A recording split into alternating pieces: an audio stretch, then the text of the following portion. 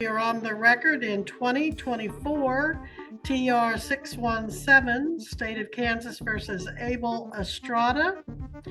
Paul E. Dean for the state and Mr. Estrada appearing in person and pro se.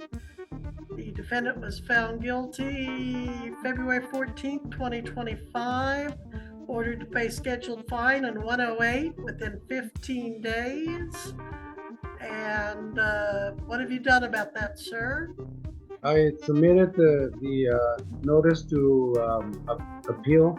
Okay, let's pause. Mr. Estrada says he filed an appeal, but that's just step one. In legal terms, noticing an appeal is like saying you're thinking about moving. You still have to pack, sign the lease, and pay the deposit, or in this case, perfect the appeal. And spoiler, he forgot the legal deposit. Okay.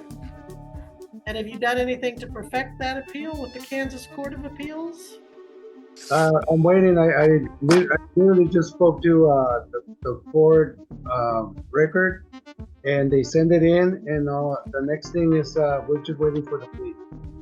All right. First of all, I'm not making if Mr. McClendon has not withdrawn, I'm having him do so now because we do not, to my knowledge, pay for appeals of illegal. Oh, the irony. Throughout trial, Estrada didn't want a lawyer. Now that he's lost, he suddenly wants one to clean up the mess. Question for the audience. Should courts offer second chances when someone ditches legal help and regrets it later? Comment below. Tags. You'll need to be responsible for that yourself. And it's not enough just to file the notice that you intend to do it. You need to actually do it.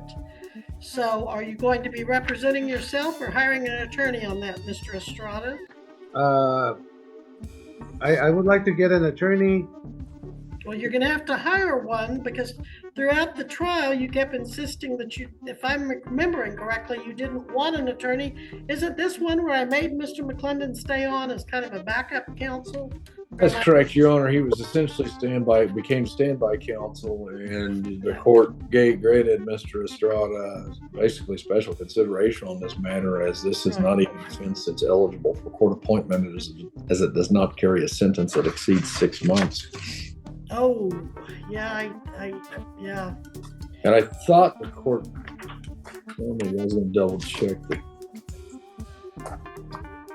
journal entry. I was thinking Mr. McClendon, maybe even on the last journal entry, had been allowed to withdraw, but there was delay in those journal entries to the county attorney's office because I had a few to complete after that day.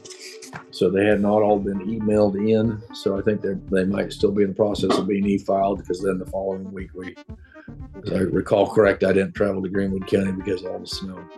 Okay. I did my meeting with the commission via Zoom. So, but today the court's ordering Mr. McClendon is withdrawn. Yes, because directed to, or advised he should perfect his appeal. I'm going to set his pay or appear over 30 days to see if, and remember, you were to pay a $15 or $158 cash bond. Did you do that when you filed your notice of appeal? I'm sorry, can you repeat that again?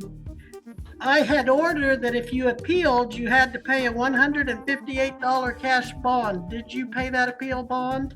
No, I didn't, but I was trying to get a waiver. Yep, you heard that right. This entire court saga is over a cardboard license plate. I mean, is it a protest, a prank, or peak sovereign citizen logic? Because apparently, following traffic laws is now optional if your arts on crafts game is strong. I haven't seen anything about a waiver, Mr. Dean. Have you seen anything about a waiver on his appeal bond? No. Well, I would deny any appeal bond. Mr. Abel, the facts in this case were very straightforward. You'd made up or bought a made up alleged tag that wasn't even close to being a legal tag. We spent a lot of money trying it, and I say a lot of money because I made the defense attorney stand by, even though you didn't want an attorney. Now you say you want an attorney to appeal it. Well, I'm sure not going to appoint one to appeal it.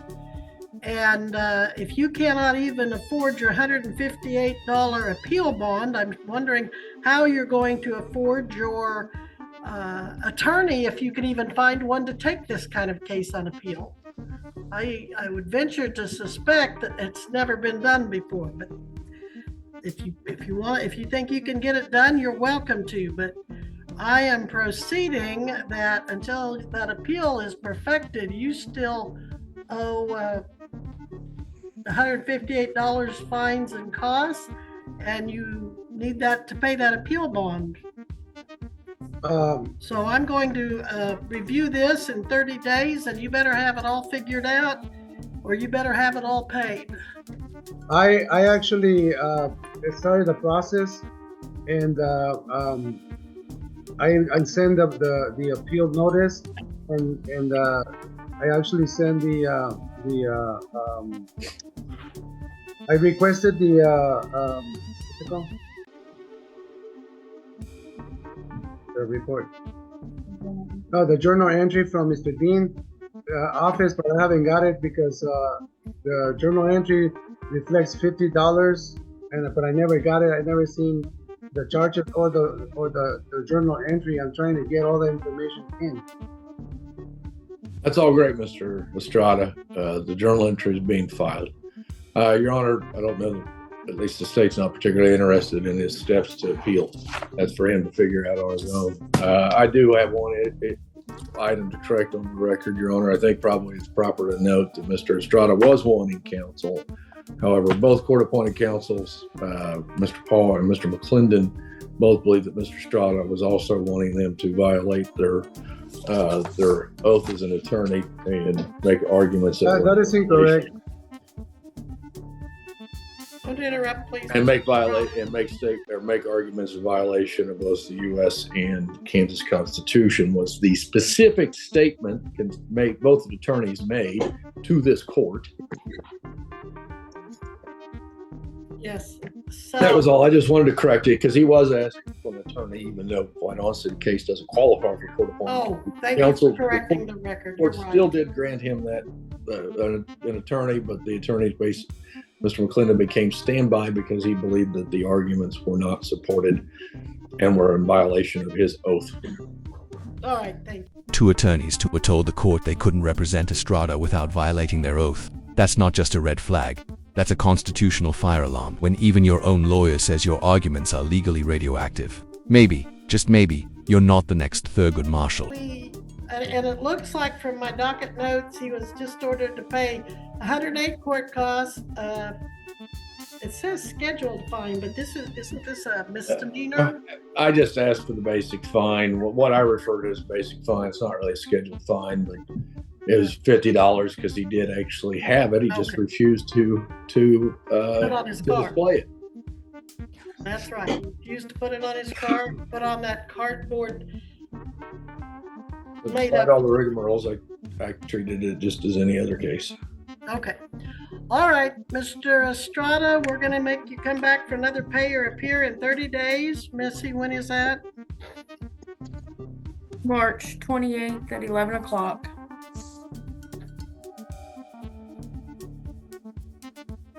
All right, March 28th, 11 o'clock. We're going to review this and see if you've paid your case and moved on, or if you're going to keep fighting it and never mind.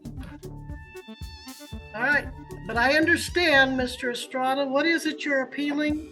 The fine and court costs, or are you appealing the verdict? I'm appealing the verdict. Okay. And you want to maintain your argument that cardboard tag was legal. The tag that you made was legal. Yes. Okay. All right. I just wanted to make sure I knew what we were doing here. All right. I'll see you back here March 28th at 11, unless you paid your $158 balance. Thank you, sir. Yeah. I just wanted to know, where do I get the report, the journal entry from Mr. Dean? It'll be with the court. Look at the court. The clerk of the district court is the keeper of journal entries. You mean the court record? The court records are all through the clerk of the district court. Okay, thank you. They're the public record holder. Yes, sir. And that's about all I can advise you. I'm not going to help you practice. And there it is. Estrada confirms that yes, the centerpiece of his legal defense is a homemade cardboard license plate that he insists is legal. Let's see if he can sell that argument at the appellate level. Vegas odds say unlikely. Jesse Travis McLaughlin. Yeah. It's the state of Kansas versus Jesse Travis McLaughlin. It's case number 2024 CR 397. Mr. McLaughlin appears from a Hutchinson Correctional Facility Zoom location. Brett Sweeney appears for the state of Kansas. Mr. McLaughlin, I have before me a charge of battery against a law enforcement officer, a level 5 person felony. Since a felony is involved, you will not be asked to plead at this time. Rather, a preliminary hearing scheduling will be made before your assigned judge, which is the Honorable Jan Satterfield. Judge Satterfield's next docket for that purpose would be April 7, 2025, 2:30 p.m.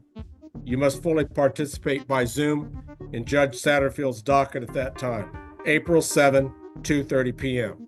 I trust, Mr. McLaughlin, that you, being in prison, don't have the financial resources to hire your own lawyer.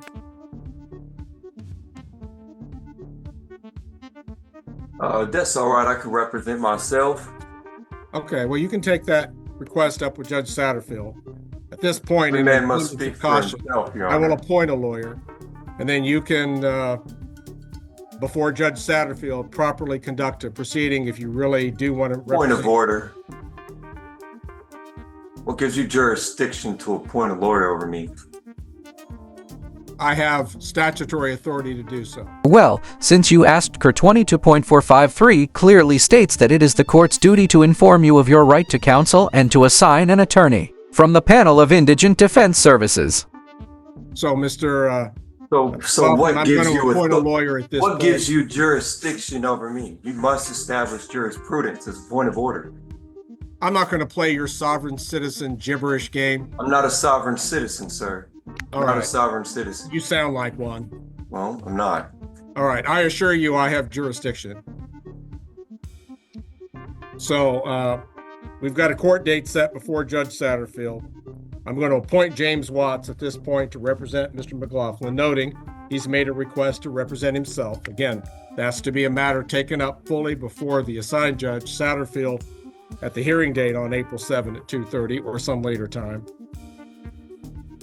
And the court will set a $5,000 cash or a professional surety bond, though obviously it's not going to affect his current incarcerated status. All right, bond set, attorney appointed, court date established on Judge Satterfield's calendar. Anything else we need to address at this time, Mr. Sweeney? No, Your Honor. Mr. McLaughlin? Apparently not. Yeah, you need to address a point of order. As a I've first addressed point all of order the in points court of order the that I'm first inclined thing to address you must today. do is establish Mr. your McLaughlin. jurisdiction. The McLaughlin matter is currently in recess, and we'll move on to another matter on the docket. I object to moving on in any manner. Objection noted and overruled, Mr. McLaughlin. All right, let's move Request a on. copy Okay, of- then. I Thank request you a to copy the of the Hutchinson minutes, Correctional Facility. transcripts, these proceedings. We can go ahead and take him off the meeting at this time.